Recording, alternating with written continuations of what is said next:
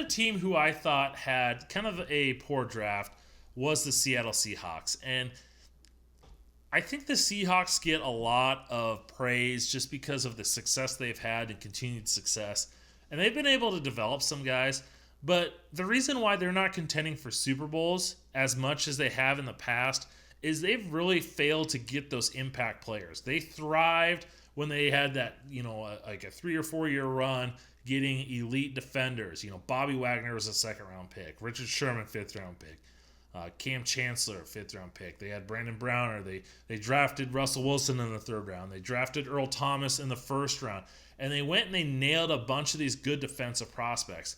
And yeah, they made the playoffs last year, but I don't think they've been drafting as well as they had been the last several years. And I think maybe John Schneider and Pete Carroll, their evaluation hasn't been as good and maybe a little overrated recently. And this draft kind of continues with that.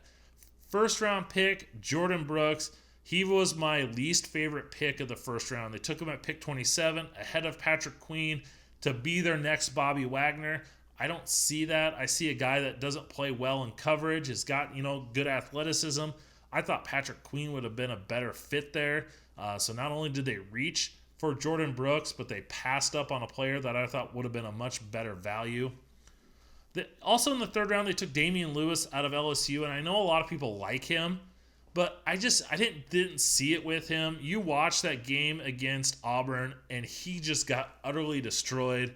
Whenever I watched LSU's offense, whether it was Joe Burrow, whether it was their Clyde Edwards-Helaire, Jordan Jefferson, or Damian Lewis, Lloyd Cushenberry, I watched a lot of LSU tape because they had so many guys taken, and you always saw Joe Burrow running around. So I don't know why they got the best offensive line in the nation last year, because guys like Damian Lewis and Lloyd Cushenberry, and they gave up a lot of pressure. And Damian Lewis got completely ragdolled by Derek Brown, and Derek Brown was a top 10 pick, but he's going to see a lot of those guys in the NFL.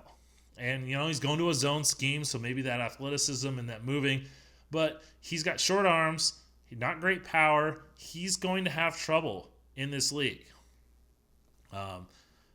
A couple of picks that I did like. What kind of salvaged, I thought that their first round pick, the third round pick, they bombed on.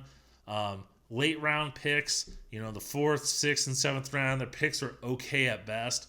I think what saved them from having the worst draft was a couple, first off, second round, Darrell Taylor from Tennessee. I thought he was a tremendous pick, a guy that I thought last summer, a good senior year from him would have got him potentially in the first round. Pass rusher from Tennessee, I think he's going to fit well as the Leo defensive end position for them, giving them an athletic guy that can rush off that from that 9 technique, has the lateral quickness to kind of react. But he had a down year last year. Colby Parkinson in the fourth round was a good pick, good value for a tight end. A lot of tight ends went ahead of him. They're not as good as Colby Parkinson, but tight end's a pretty strong position for the Seahawks. Jacob Hollister played well for them last year. They've got Greg Olsen. They've got Will Dissly, who played well before he got hurt. So I like the value there, but is he going to be able to come in and contribute with a crowded tight end room? And then Alton Robinson in the fifth round, I think that was good value, but I don't know how well, once again, he fits. They drafted L.J. Collier in the first round last year. Robinson kind of fits that same type of mold. And I don't think he's an impact guy. I think he could be a solid rotation piece.